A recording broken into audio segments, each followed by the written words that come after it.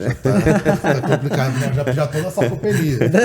Eu tava com 50 quilos de massa magra no passado. Lembra aquela curva dos 30 anos? Cara, o Bel vem... Olha só, agora eu vou fazer um parênteses aqui pra dar uma zoada no meu rosto aqui,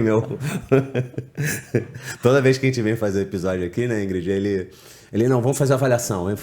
Aí, cara, dá um resultado bom. Ele, caraca, porra! Aí dá um resultado... Falando da ruim. Aí hoje não deu ruim, não. Deu a mesma... Cara, deu a mesma coisa. Exatamente. Da avaliação passada. Por que eu tô treinando? É. Porra, vim aqui há um mês atrás. Tá exatamente igual. Exatamente igual. A gente acabou de falar da alimentação, Pet. Você já explicou pra ele. Não, vamos mudar de assunto. Eu falei que se ele montar meu treino, eu vou montar uma dieta dele. Tá, vamos mudar de assunto. Pula. Gestante pode fazer musculação? Vamos lá. Deve, não só pode como deve, desde o primeiro trimestre. Então, a gente também tem esse tabu e, assim, é real e acontece o tempo todo, tá? É proibição. Pode fazer qualquer atividade no primeiro trimestre, menos a musculação. Então não existe essa do primeiro trimestre. Tava aqui como pergunta polêmica. Menos a musculação. Ou a aluna chega com proibição total de qualquer exercício no primeiro trimestre, isso já caiu por terra também, segue o mesmo princípio do treinamento para adolescentes, porque a gente tem evidências atualizadas dizendo que gestantes não precisam parar de treinar no primeiro trimestre, salvo algumas raras exceções. Inclusive, no último posicionamento, fica bem claro, né, do Colégio Americano de Obstetras e Ginecologistas, o repouso só deve ser prescrito em último caso. Em último caso. Então, se tem alguma questão relacionada a alto risco, em alguns casos ainda é melhor que essa gestante se movimente no primeiro trimestre do que colocar ela em repouso. E a gente sabe os perigos do repouso. Obviamente que cada aluna, dependendo da condição clínica, vai ter a sua prescrição individualizada. Então, pode fazer musculação, já está lá no posicionamento. Quem era sedentária, pode começar a musculação. Eu ia te perguntar isso. Pode começar. Nesse primeiro trimestre? Pode Ou começar. Tem que esperar? Não, pode começar. Tinha isso também antigamente. A aluna ela só fazia atividade aeróbia. Descobriu a gravidez. Não pode mudar. Não tem mais isso. Ela pode ir para a musculação. O que acontece com a musculação? Falta de conhecimento das pessoas, né? Porque a gente consegue fazer uma prescrição individualizada, mas muita gente pensa que a musculação é só treino até a falha, agachar com muito peso, né? Então, a gente tem a questão do senso comum, né? Da falta de conhecimento. E outro ponto também, no primeiro trimestre, a gente tem a formação da placenta. Então, a gente começa a formar o órgão que ele vai nutrir o bebê. As mulheres, no primeiro trimestre, que são mais ativas, né, quando chega lá a avaliação dela com 2 meses depois, esses bebês, eles são mais saudáveis. Então, os filhos de gestantes ativas são mais saudáveis. Os filhos de gestantes que foram ativas desde o primeiro trimestre são mais saudáveis. Tá? O que acontece às vezes? As crianças, mas aí vai nascer com baixo peso. Alguns bebês nascem com baixo peso por questão de qualidade na composição corporal, né? Com menor gordura, né? E maior massa livre de gordura. Então, no primeiro trimestre, já no primeiro trimestre, as mulheres começam a colher esses benefícios. É por isso que a mulher não precisa parar. E crossfit, Ingrid? O crossfit adaptado. Então, o crossfit, não sou praticante de crossfit, não ministro cursos, mas tenho a minha parceira, minha amiga Marcela. A Marcela é especialista... E tem uma cliente sua, que é inclusive da minha família, que é atleta de crossfit sinistra. E que fez o acompanhamento na última gestação com a Ingrid. A Natália fez o acompanhamento comigo. Ela manteve o treinamento durante até o dia do parto e depois retomou no pós-parto. Então, o CrossFit tem até um artigo que eu estou escrevendo sobre ele para fazer um post desse ano. Quem postou foi Ramires, que também, né, é o especialista em CrossFit, falando sobre os ajustes que são necessários para a gestante não precisar parar de treinar. Então, se é crossfiteira, é só adaptar. É só adaptar. Adaptar. Faz burpee de barriga no chão. Não, aí não. Então, sabe qual é o problema? Qual o nome daquele que é de cabeça para baixo? Handstand. O problema é que a gente tem muitas mulheres fazendo alguns movimentos que não são indicados. E aí chega a outra pergunta, então. Já puxando um gancho, já que você está respondendo tudo antes de eu perguntar. Eu vou dar... Desculpa a interrupção, mas eu tenho liberdade de interromper. Treinamento de pensação, vai lá. Existem exercícios proibidos para gestante? Gestante pode treinar pesado? Quais seriam essas... Bom, o que ela tem que evitar?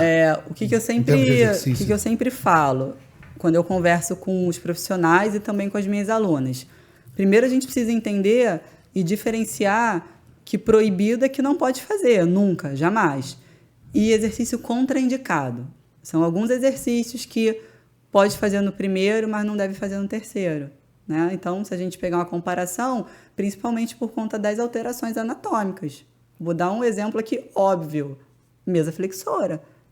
Você não vai colocar sua aluna na mesa flexora no terceiro trimestre. Remada, cavalinho. Então, assim, ele é um exercício que aí muita gente fala, é proibido. Não, ele é contraindicado no terceiro trimestre. O que é proibido? Qualquer treinamento em alta intensidade e longa duração é proibido. Tá? Qualquer treinamento, qualquer modalidade em alta intensidade e longa duração. E por que eu estou abrindo longa duração? Porque nós temos também estudos de HIIT em gestantes treinadas, que ela pode treinar determinado período numa intensidade mais elevada, então eu estou falando de gestantes treinadas, né, fazendo esse treinamento intervalado. Então, a gente já tem, né, o HIIT para gestantes que já eram treinadas, elas podem treinar usando até 2 repetições em reserva, chegando ali no esforço, né, pensando na PSE, até vigoroso, né, o cansativo. 2 repetições de reserva é o que é recomendado hoje, no geral. Ela pode, o que ela não deve? Treinar até a falha. Isso aí, não. E percentual de uma RM? Pode treinar força máxima? Tipo assim, vou trabalhar... Força máxima que eu estou falando, cara, fazer um levantamento com 90% de uma RM para 1 ou 2 repetições, sei lá. Dependendo da mulher e da fase que ela se encontra. Treinada. Sim, ela pode fazer com a orientação adequada. O que a gente tem essa questão também de percentuais, que tem os posicionamentos que tentam trazer. Alguns falam em 70%, em 80%, 85%. O posicionamento mais atualizado da Sociedade Brasileira de Cardiologia já traz 85% de um RM. Essa parte está atualizada aqui, não está? Está atualizada, já traz 85% de um RM. E, assim, é importante frisar de novo, eu sou chata com isso, para gestantes treinadas. Óbvio, você vai ajustar. Você pegou uma mulher previamente sedentária, ela não vai treinar 85% de um RM, né? Você vai fazer uma progressão e talvez ela nem chegue lá. Só que o que a gente mais vê agora, né, são gestantes altamente treinadas. E ela não precisa treinar leve. Né? Então, dentro da periodização, você vai organizar. Ela não vai treinar pesado todo dia. Você vai periodizar o treinamento. E é isso que eu tento trazer para as pessoas. Em alguns momentos, ela vai poder treinar mais pesado. Normalmente, no segundo trimestre, que é o trimestre que a gente tem maior rendimento, né? A fase que a gente chama de maior disposição da gestante. E aí a gente precisa fazer escolhas assertivas. Ela vai treinar força. O que ela não pode fazer? Bloqueio respiratório, porque vai aumentar ainda mais a pressão intraabdominal dela. E aí a gente tem algumas questões que podem surgir, principalmente disfunção de assoalho pélvico, né? Potencialização ali do espaçamento da linha alba, todas essas questões. Então, a questão vai treinar pesado? Mantém a respiração, não bloqueia a respiração. Quem vai treinar pesado? As gestantes que já eram treinadas. Com quem elas vão treinar pesado?